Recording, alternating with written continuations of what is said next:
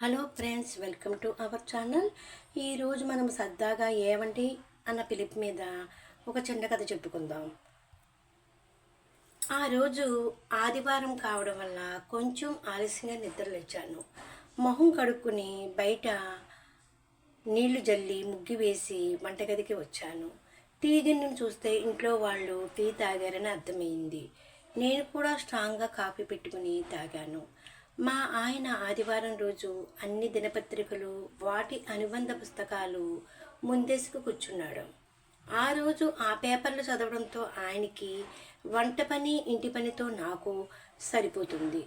FM రేడియోని on చేసి ఇంట్లో పని చేసుకుంటున్నాను. టిఫిన్ చేయడం అయ్యాక అందరికీ వడ్డించి నేను తినేశాను. అన్ని ప్లేట్లు ఎత్తిపెట్టి హాల్లో మా ఆయన పక్కన కూర్చొని టీవీ చూస్తున్నాను. బయట నుంచి మా అత్త వస్తుండడం చూసి నా భుజం మీద చెయ్యి వేసి టీవీ చూస్తున్న మా ఆయన టక్కున చెయ్యి తీసి నా నుంచి కొంచెం దూరం జరిగి కూర్చున్నాడు. పెళ్ళైన కొత్తలోనే ఇది జరిగింది. ఇదేందబ్బా, అమ్మకు బయటపడడమా లేక అమ్మకు మర్యాద ఇవ్వడమా అర్థం కాలేదు నాకు. అప్పుడప్పుడు ఇలాంటి విచిత్రాలు ఇంట్లో జరుగుతూనే ఉన్నాయి. నేను సర్దుకుపోవడం, పట్టించుకోకపోవడం మామూలైపోయింది. ఇలాగే అందరు కొడుకులు అమ్మలకు భయపడతారా? అలాంటప్పుడు పెళ్ళెందుకు చేసుకోవాలా? ఎప్పుడైనా మా ఆయన నాతో నవ్వుతూ కనిపిస్తే, నన్ను ప్రేమగా మాట్లాడిస్తే ఇంకా ఉంటుందా రోజు? మా అత్త మొహం మాడిపోయిన దోశలాగా అవుతుంది. ఈ ఓర్చుకోలేని బుద్ధేంటో నాకు అర్థం కాలేదు. ఇలాగే రోజులు గడుస్తున్నాయి. ఉదయం లేవడం, వండుకోవడం, హడావుడిగా డ్యూటీకి వెళ్ళడం, సాయంత్రం 5 గంటలకు ఇల్లు చేరడం, పడుకునే వరకు ఏదో ఒక పనితో సరిపోతుంది. ఓ రోజు బాత్రూమ్ డోర్ ధనాధనామని శబ్దం వస్తుంది. వంటగదిలో సామాన్లు, గ్లాసులు, చెంబుల శబ్ద తరంగాలు వినిపిస్తున్నాయి. ఆ రోజు కూడా ఆదివారమే. మధ్యాహ్నం భోంచేసి కాసేపు పడుకుందామనుకున్న సమయంలో ఈ విచిత్రం. మా ఆయన బాత్రూంలోంచి బయటకు వచ్చి వాళ్ళమ్మతో ఏదో మాట్లాడి బయటికి వెళ్ళిపోయాడు. వాళ్ళిద్దరూ ఏం మాట్లాడుకున్నారో తెలియదు. నాకైతే పీకల దాకా కోపం వచ్చింది. ఏమీ చేయలేని పరిస్థితి. విసుగ్గా ఒంటింట్లోకి వచ్చి, ఏమైందత్తా, ఎందుకు ఇవన్నీ ఇసిరేస్తున్నావు? తిని కొద్దిసేపు పడుకోవచ్చుగా. ఏమైనా ఉంటే మనుషులతో చెప్పు. ఈ సామాన్లు విసిరివేయడం, తలుపులు బాదడం ఏందిదంతా అన్నాను విసుగ్గా. ఇదే మరి, ఈ పొగరే వద్దనేది. పెద్ద చిన్న లేకుండా ఎదురొచ్చి మాట్లాడుతాం. ఆడపిల్లలంటే అది కూడా అత్తింటికి అణిగిమణిగి ఉండాలి. ఇట్లా ఎదురొచ్చే మాట్లాడేదాన్ని కోడళ్ళు అంటారు అంది. అవునా, అంతేనా ఇక నువ్వు చెప్పేది? ఏమైనా ఉందా అన్నాను. పెద్ద పెద్ద ఆఫీసర్ ఉద్యోగాలు చేసే ఆడోళ్ళు, కలెక్టర్ పెండ్లాళ్ళు కూడా మొగుడికి మర్యాద ఇస్తారు. మొగుడంటే భయపడతారు. నువ్వు ఎంత భయం లేని దానివే. నీ అట్లా ఆడది ఈ లోకంలో ఎవ్వరూ ఉండరు అంది. ఇప్పుడు నేను ఏం చేసినానని చెప్పేదేంటో అర్థమయ్యేలా చెప్పు అన్నాను గట్టిగా. చెప్తా. చెట్టంత మొగుని పట్టుకుని ఆనందు అని పేరుతో పిలుస్తావా? మొగుడంటే నీకేమైనా భయం ఉండదా? గింతన్నా మొగుడికి మర్యాద ఇస్తుండవా నువ్వు? నా బిడ్డ పొద్దుకి 20 సార్లు నా అల్లుడిని అండి, ఏమండి అని ఎంత మర్యాదగా పిలుస్తాడు. దానికే నా అల్లుడు అప్పుడు గాయ్ గాయ్ అని నా బిడ్డ చుట్టే తిరుగుతాడు. నా బిడ్డ ఎంతంటే అంత, ఏమి చెప్తే ఇది చేస్తాడు. అట్లా మర్యాద పెట్టుకునేదే మొగుడుతో. అట్లా నీకు ఎప్పుడు వస్తుంది అంది. కరెక్టే. నీ బిడ్డకి నీ అట్లా అత్తగ దగ్గర లేదుగా. అందుకే మొగుడు పెండ్లాం చెప్పినట్టు వింటాడు. నా మొగుడిని ఇంకా సంటి పిల్లోన్నక్క నీ చుట్టూ తిరుగుతాడు. నువ్వు గీసిన గీతలోనే ఉంటాడు. నా చుట్టూ ఎప్పుడు తిరుగుతాడు? నీకు నీ బిడ్డకి ఉండే తెలివితేటలు నాకెక్కడ ఏడ్చినాయి. అట్లుంటే పెళ్ళైన నా మొగుడు అమ్మ జపమే చేస్తాడు. అయినా ఇప్పుడు నా మొగుడిని పేరు పెట్టి పిలిస్తే తప్పేమంట? మొగుడు పెళ్ళాలకి ఏదో ఒక కొట్లాట పెట్టుకుంటా ఉంటే గాని నీ ప్రాణం పత్యం కాదు కదా. భార్యాభర్తలు మాట్లాడుకున్నా, నవ్వినా ఓర్చుకోలేవు. మేము బాగుంటే ఆ మర్నాడే మొగుడు పెళ్ళానికి గొడవ పెడతావు.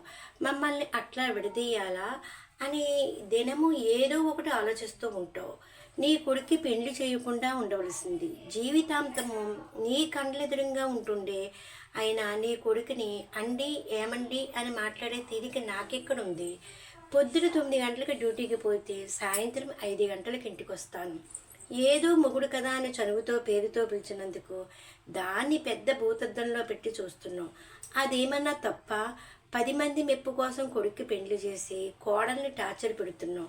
నీ అట్లా అత్త ఉంటే సంసారాలన్నీ ఇట్లే నాశనం అయిపోతాయి అన్నాను నేను. ఏమి సానా మాట్లాడుతున్నావు అని పెద్ద నోటికేసుకుని అరుస్తుంటే పక్కింటి సీతమ్మ అంటే తులసమ్మ అంటే వచ్చారు. ఏమంత గట్టిగా అరుస్తున్నావు నరసమ్మక్క? ఇంకా ఆ పాపకి కొత్త కదా, నెమ్మదిగా చెప్పి చేపించుకో అంది సీతమ్మ అంటే.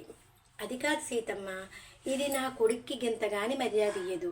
మా ఎదురుగే నా కొడుకుని ఆనందు అంటదమ్మా. ఇది అంత పొగరు దీనికి. వాళ్ళమ్మ నాయన దీన్ని మగపిల్లల్లా సరిగ్గా పెంచారయ్యే. ఆడదాని లక్షణాలే లేవు, అణిగిమణిగి ఉండేదేం లేదు అంది. అయ్యో, అది ఏం పెద్ద కథ కాదులే అక్క. ఈ కాలం మొగుడు పెండ్లాలు పేరుతో పిలుచుకునేది. నీ కోడలు చదువుకుని ఉద్యోగం చేస్తుంది, మొగుడి పేరుతో పిలిచినా ఏం పర్వాలేదు. నా కోడలు 10వ తరగతి కానీ చదవలేదు, నా కొడుకుని పేరుతోనే పిలుస్తుంది. ఇంకా నేనేమల్లాలా? అయినా వాళ్ళు అట్లా పిలుచుకుంటే నీకేం?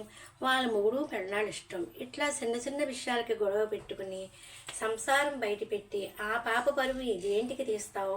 నీ కొడుకు ఉద్యోగస్తుడే, ఆ పిల్లని పరువు పోతుంది. పేరు పెట్టి పిలిచేది ఇష్టం లేకుంటే నీ కొడుకే చెప్తాడులే. నువ్వు ఎందుకు అంత బాధపడిపోతున్నావు అంది సీతమ్మ ఆంటీ. ఆ పాప డ్యూటీకి పోయే వరకు బయటే కూర్చుని ఉంటావు. ఎంత కాయగూరలు కత్తిరించేదో ఆకుకూరలు తరిగిచ్చేదో కానీ ఆ పాపకి సాయం చేయవు. పాపం ఆ పాప 9 గంటలకంతా పనంతా చేసి మీకు వడ్డించి క్యారియర్ కట్టుకుని పోతుంది. ఇంక ఇంతకంటే ఏం కావాలా నీకు? మా కోడళ్ళు ఇంట్లో ఉన్న 10 గంటలకైనా టిఫిన్ చేయరు. అన్నీ తరిగిచ్చి ఒడిసిచ్చి సగం సాయం చేసినా కూడా మాకు టైంకి టిఫిన్ పెట్టరు. ఇంట్లో అదంతా వంట చేసేదానికే మొహాలు మాడుస్తారు. ఆ పాప డ్యూటీకి పోయొచ్చి ఇంటి పనంతా ఆ పాపే చేసుకుంటుంది. ఆ పాపతో ఏంటి నీకు కొట్లాట అంది తులసమ్మ ఆంటీ. ఒక కొడుకు బాగుండాలా అని పెళ్లి చేసినావు, ఉద్యోగస్తురాలు దొరికింది, బాగా చూసుకో పెద్దమ్మ. ఆ పాప కానీ నీ బిడ్డలానే కదా అని పక్కింటి శ్రీరామన్న చెబితే ఆయన్ని కాళికాదేవుల కళ్ళు ఎంత పెద్దవి చేసుకుని చూసింది. అందరూ దాని సైడే చెప్తారు అంటే నయన తప్పు చేసినట్లా ఇప్పుడు అంది. నువ్వు తప్పు చేసినట్లు కాదు, ఆ పాప డ్యూటీ చేసి వచ్చి ఇంటి పని అంతా తనే చేసుకుంటుంది అన్నాడు. అదేం కాదన్నా, వారం రోజుల నుంచి మా ఆయన నన్ను ఏమీ తిట్టకుండా ఉన్నాడు. ఇల్లు ప్రశాంతంగా ఉంటే ఆమెకు నచ్చదు అని చెప్తుంటే నీ పని నువ్వు చూసుకోపో అని పక్కింటోళ్ళు ఎదురింటోళ్ళని విసిరించితే వాళ్ళు వెళ్ళిపోయారు. ఇదంతా ఊరికే మూగోళ్ళ ప్రేక్షకుల్లా చూస్తున్నాడు మా మామ. మా అత్త చేతిలో కీలుబొమ్మ అంతే. ఇంటికి నువ్వు మా మామకి ఆ మాత్రం మర్యాద ఇస్తావు? ఏ పొద్దున్న టైంకి మా మామకి అన్నం పెట్టినావా? ఆకలైనా అన్నం పెట్టు అని నిన్ను అడిగే ధైర్యం లేదు ఆ మనిషికి. నీవు కూర్చో అంటే కూర్చోవల్లాల, లేరు అంటే లేయాల. నీవేమో నీ మొగుడిని ఎట్లన్నా అనొచ్చు, నేను మాత్రం నా మొగుని పేరుతో పిలిస్తే అది పెద్ద తప్ప. బాగుంది నీ కదా. ఫస్ట్ నువ్వు మా మామని అంటీ అని బయటోళ్ళు వినేటట్లా పిలు, అప్పుడు నేను నిన్ను చూసి నేర్చుకుంటా అన్నాను నేను. చూడండమ్మా చూడండి, ఇది మీ ఎదురుగానే ఎంత భయం లేకుండా మాట్లాడుతుందో. ఓయమ్మో వాయమ్మో, నా పరువు పోయే తల్లి. అంటే ఏమే నా మొగుడిని రంగప్ప అని పేరుతో పిలవమంటావా ఇప్పుడు అంది.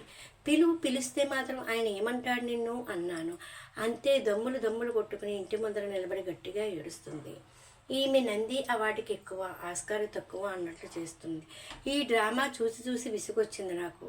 బెడ్రూమ్లోకి పోయి ఏవో రాసుకునే పని ఉంటే నా పనిలో పడిపోయాను.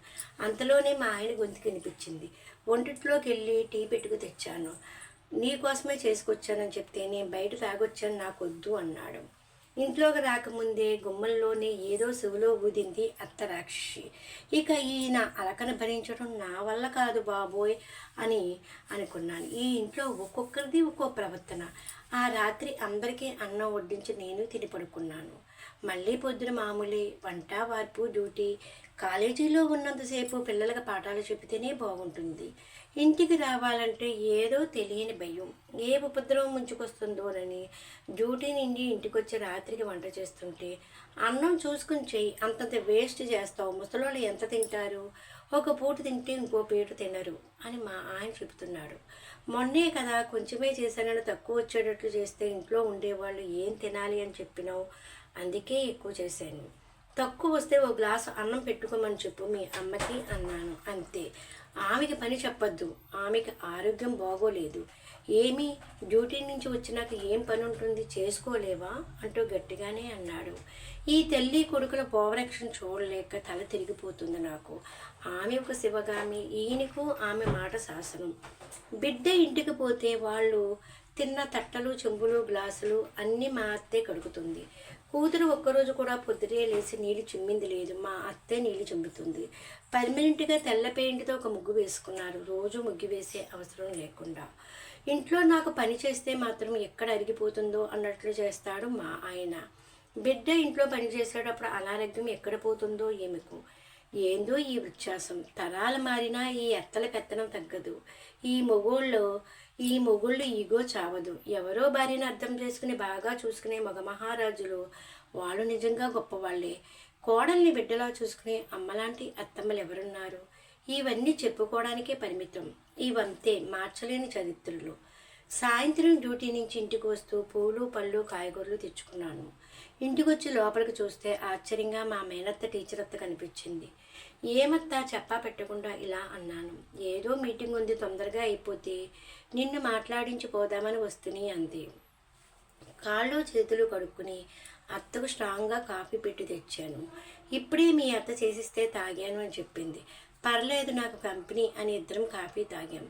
ఆ రాత్రి ఇంట్లోనే ఉంది అత్త. నాకు పెద్ద క్లాస్ పీకింది. మా అత్త నా మీదకి 1-4 చెప్పినట్లుంది. సరేలే, బయట నీ మొగుడిని వెట్లన్నా పిలుచుకో. మీ అత్త మామ ఎదురుగా ఏమండి అని పిలు, వాళ్ళు సంతోషపెడతారు. లేకుంటే మీ అత్త పల్లెలో నీ మీద లేనిపోనివి చెప్పుకుంటూ తిరుగుతుంది. అయినా అండి అంటే నీ సొమ్మేం పోతుంది అంది మా అత్త. మా అత్త చెప్పినవన్నీ విని సర్లే అత్త అన్నాను. ఉదయమే టిఫిన్ చేసి అత్త ఊరెళ్ళిపోయింది. నేను కూడా ఇంట్లో పనంతా చేసుకుని క్యారియర్ పట్టుకుని డ్యూటీకి వెళ్ళటానికి రెడీ అయ్యాను. మా ఆయన ఇంట్లో లేడు, బయట తోటలో ఏదో పనిచేస్తున్నట్లున్నాడు. మా అత్త హాల్లోనే ఉంది. అండి ఏమండి అని పిలిచాను. మా ఆయన పలకలేదు. ఇంకోసారి ఏమండి అంటూ దీర్ఘంగా గట్టిగా అరిచాను. అయినా స్పందన లేదు. ఇలా పిలవడం నాకు చాలా అసహజంగా అనిపిస్తుంది. కానీ కొంతమంది సంతోషం కోసం నేను ఇలా మారాల్సి వచ్చింది. సరే, హ్యాండ్ బ్యాగ్ తీసుకుని చెప్పులు వేసుకుని బయటకు వచ్చి, ఆనంద్ నేను డ్యూటీకి వెళ్తున్నా బై అని చెప్పాను. ఉండు అయిపోయింది, షర్ట్ వేసుకొస్తాను. లేదు, ఒక్క 5 నిమిషాలు అన్నాడు. లేదు నాకు టైం అయ్యింది, నేను ఆటోకి పోతాలే అంటూ బయటకు వచ్చాను. అండి అని పిలిస్తే మా ఆయన అస్సలు స్పందించలేదు, పలకలేదు. ఆయన స్పందిస్తే రోజు ఏమండి అని పిలుద్దామనుకున్నాను. అంతే, ఆ రోజు నుంచి మా ఆయన్ని అండి అని పిలిచింది లేదు. Please like, share and subscribe.